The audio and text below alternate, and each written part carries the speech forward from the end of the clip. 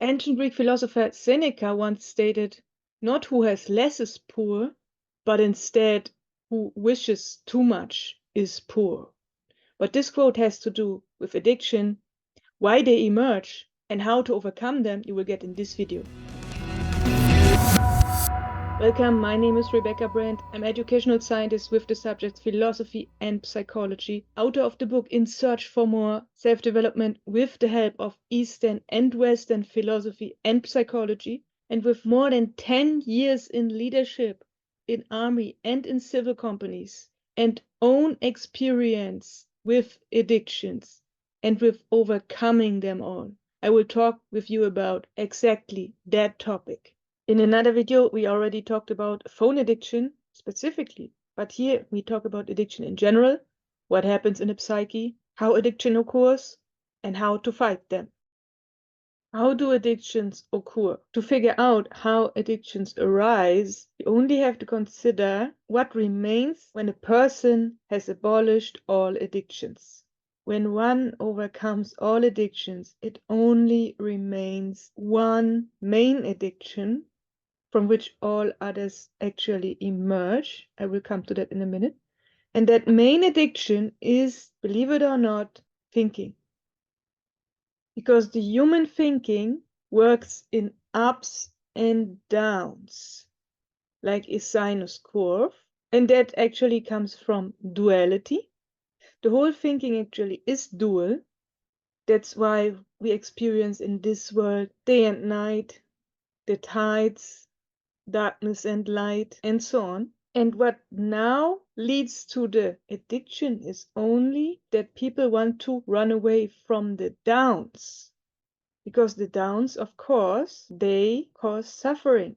And people want to avoid suffering, and that's why they hunt for the ups. And that's why they are craving for the highs, for the kicks in life.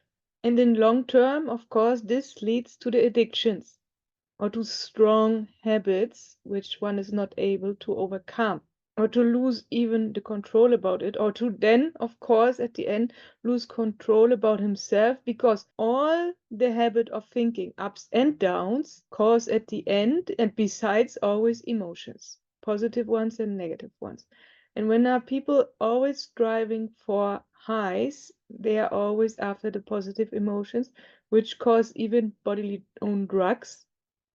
And that's why they are always hanging in the addictions.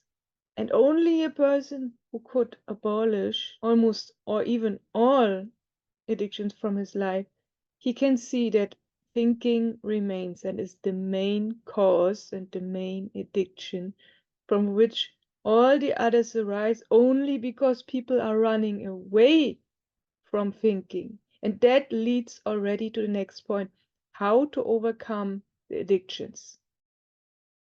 The first and very important point is to not suppress. Suppression, of course, is a good possibility from our psyche and a good opportunity to deal with emotions, even with negative ones, because in long term, of course, the addictions cause negative emotions. First, we are striving after the positive ones, which are the results and outcomes. Besides the bodily own drugs, we are striving for the positive emotions. But when there is a lack of this emotion, again, negative emotions arises, anger, sadness, and so on. But most people don't like these negative ones, and so they suppress them. And that's good, first of all, because when you're in society, you have to suppress them for a while, that you are not angry against someone, and that you are not causing trouble, aggression, kind like that. But in long term, it's not good, because it harms even your soul. So what to do then? An idea of a friend was replacement. And he asked me how to replace the addiction. What can I do instead? This brought me to the question, should we replace or not? And here we must say there are two opportunities, yes and no. Of course, you can replace to a certain point. Replacement is not that bad. You can replace any addiction with a less intense thing, which is not so much entanglement in this world, which gives not too much highs, or that the highs are not too high.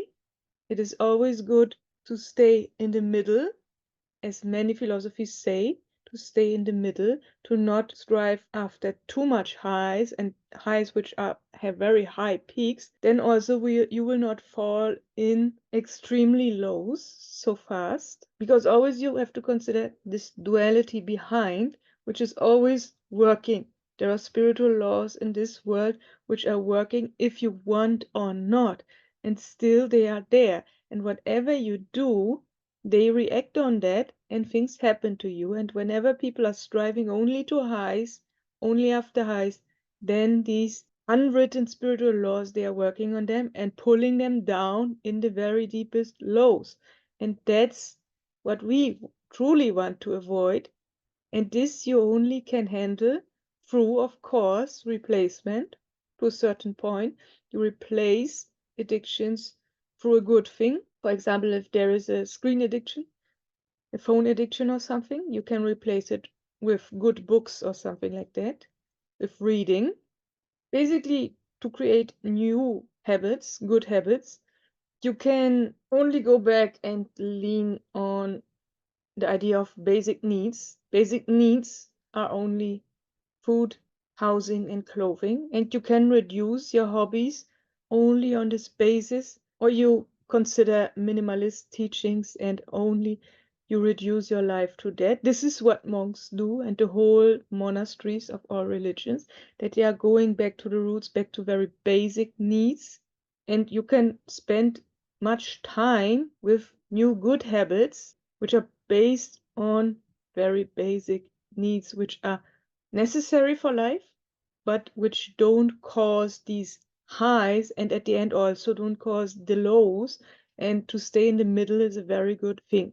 But now it comes the limitation of the replacement, because not all good habits and good hobbies you can't do the whole life. For example, you get older, your eyes are not able to read books anymore, then you have to replace it with something new, maybe an audiobook, when your ears are still good.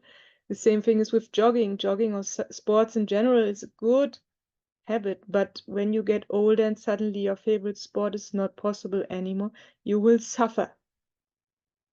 And again, there is a suffering because, of course, there was a habit, a good habit, not like a bad addiction, but a good habit. But still, when it suddenly is not possible anymore, suffering appears. But what to do then?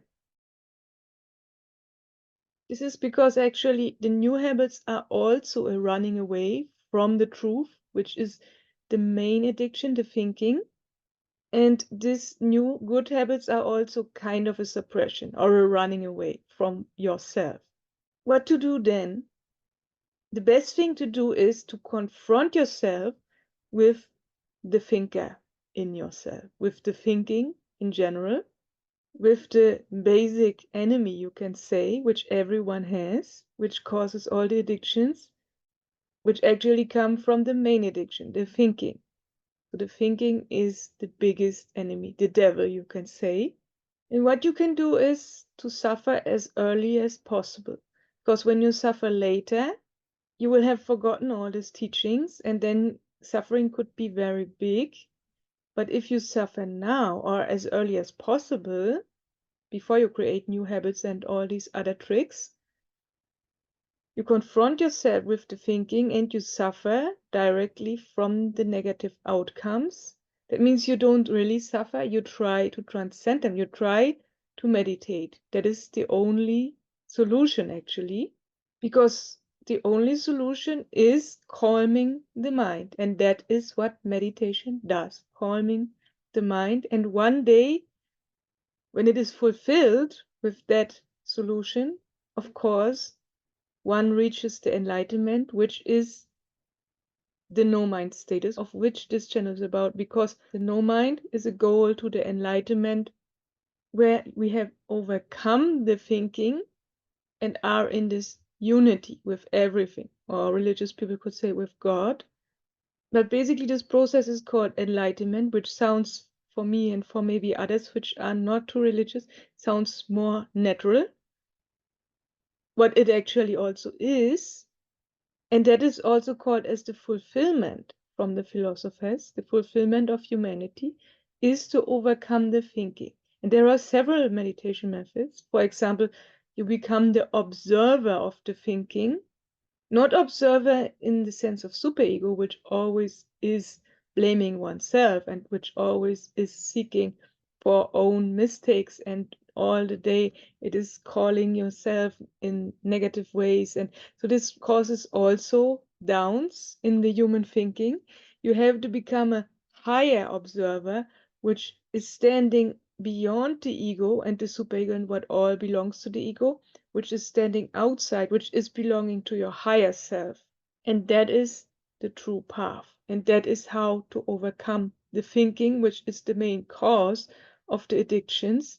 And when this is overcome, then there will be no opportunity for any addiction anymore. When you are in the enlightenment, you have the full control about yourself, about your habits, about everything. You only do what is in the moment right now necessary to do, and no other things, no extra habits, no addictions anymore. You become absolutely pure. And this actually is our natural status, which when they describe it in religions or philosophies with paradise, which is actually a state of mind, which we have lost throughout the history. They say in previous folks, maybe they were able to get access. And now the thinking, or even the overthinking from which many people suffer, is only a substitute instead of this truth.